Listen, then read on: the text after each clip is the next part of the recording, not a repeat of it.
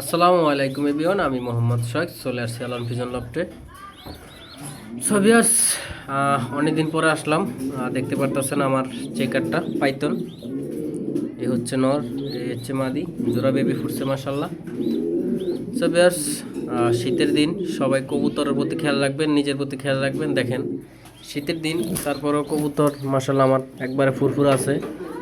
কারণ হইলো আমি আমার কবুতরের প্রতি অনেক যত্ন করি এবং আমার কবুতর প্রতি আমি অনেক খেয়াল রাখি। যদি আপনাদের ভালো লাগে ভিডিওটা, কবুতরটি যদি পছন্দ হয় অবশ্যই লাইক কমেন্ট শেয়ার করবেন, আমার ফেসবুক পেজে ফলো দিবেন, আর আমার ইউটিউব চ্যানেল সবাই সাবস্ক্রাইব করবেন, আমাকে সবাই সাপোর্ট করবেন। সো বন্ধুরা, এটা হচ্ছে আমার পাইথন বিআরপিএল ক্লাবের মাদি কবুতরটা, আর এটা হচ্ছে নর, এটা টেক নাই। এটাও কবুতর ভালো লাইনের কবুতর। আমি দুইটা পেয়ার করে বাচ্চা যে চলে আসছে, জোড়া বাচ্চা মাশাআল্লাহ দিলে। এখন আমার এই কবুতরটা আমার খুবই পছন্দের, কোয়ালিটিফুল একটা কবুতর। এখন আমি এটা ওই যে জগরেটটা, ও মাদিটা হচ্ছে জগরেটটা।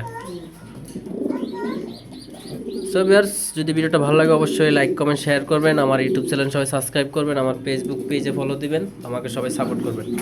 সো ভিউয়ার্স, সবার আগে বলি যার যার কবুতর প্রতি খেয়াল রাখবেন। শীতের সিজন, যদি মশা বাচ্চারে কামড়ায় তাহলে হচ্ছে মশারিতে ঢেকে রাখবেন, আর গরম পানি দিবেন, কবুতরের জন্য ভালো হবে, সুস্থ থাকবে কবুতর ইনশাল্লাহ আশা করি।